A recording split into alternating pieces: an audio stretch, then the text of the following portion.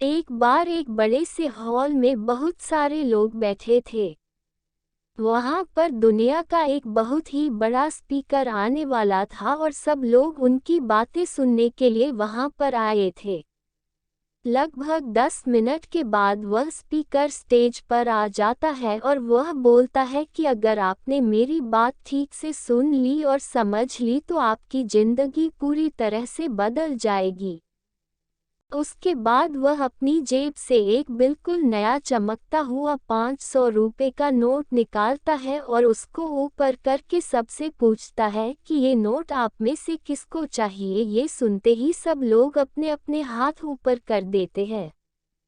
वह स्पीकर बोलता है कि ये नोट मैं आप में से किसी एक को दूंगा, लेकिन इसके लिए आपको थोड़ा वेट करना होगा। अब वह स्पीकर उस नोट को अपनी मुट्ठी में बंद कर लेता है और थोड़ी देर तक उसको मसलता है। अब उस नए नोट में सल पड़ जाते हैं और वह थोड़ा पुराना सा दिखने लगता है और वह एक किनारे से थोड़ा फट भी जाता है।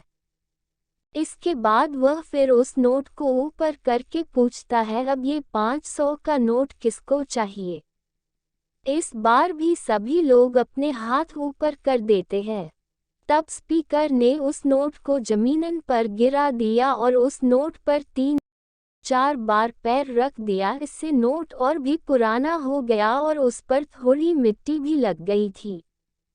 फिर उन्होंने उस नोट को ऊपर किया और पूछा कि अब बताओ, अब इस नोट को आप में से कौन लेना चाहता है। और इस बार फिर सब के सब ने अपने हाथ ऊपर कर दिए।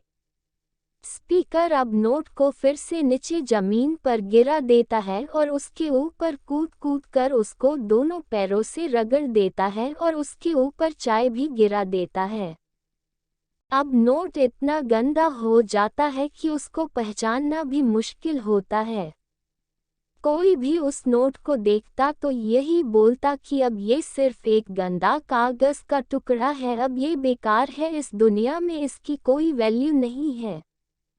स्पीकर ने एक बार फिर उस नोट को उठाया और ऊपर करके सबसे पूछा, अब इस नोट को कौन लेना चाहता है। और इस बार भी सबके सब ने अपने हाथ ऊपर कर दिए। स्पीकर ने एक बार फिर उस नोट को उठाया और ऊपर करके सबसे पूछा, अब इस नोट को कौन लेना चाहता है। और इस बार भी सबके सब ने अपने हाथ ऊपर कर दिए। कितना भी गंदा पुराना मिट्टी में सना हुआ चाय का दाग लगा हुआ हो, लेकिन अभी भी वह 500 रुपये का नोट ही था। जिंदगी कई बार बड़े बड़े झटके देती है। आप एग्जाम में फेल हो जाते हो या जॉब के इंटरव्यू के बाद आपका सिलेक्शन नहीं होता।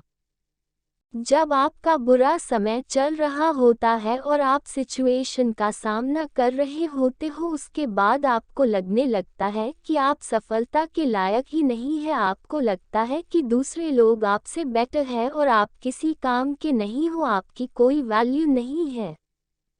हमेशा याद रखो, इससे कोई फर्क नहीं पड़ता कि आपने कितनी बार सिचुएशन का सामना किया है, आप जिंदगी में कितनी बार फेल हुए हो, आपकी वैल्यू हमेशा वही रहेगी जो पहले थी। आपके पास कुछ खास है जो दूसरों के पास नहीं है और ये कोई भी आपसे छीन नहीं सकता। अब तक सक्सेस नहीं मिलने से आपकी वैल्यू कम नहीं हुई है। आप अभी भी अपने बारे में कितना भी लो फील कर रहे हो, उससे कोई फर्क नहीं पड़ता। जो लोग आपको अच्छे से समझते हैं वो लोग आपके वैल्यू को उतना ही मानेंगे जितना पहले मानते थे। तो अपनी वैल्यू को समझो और कुछ बड़ा करके दिखाओ।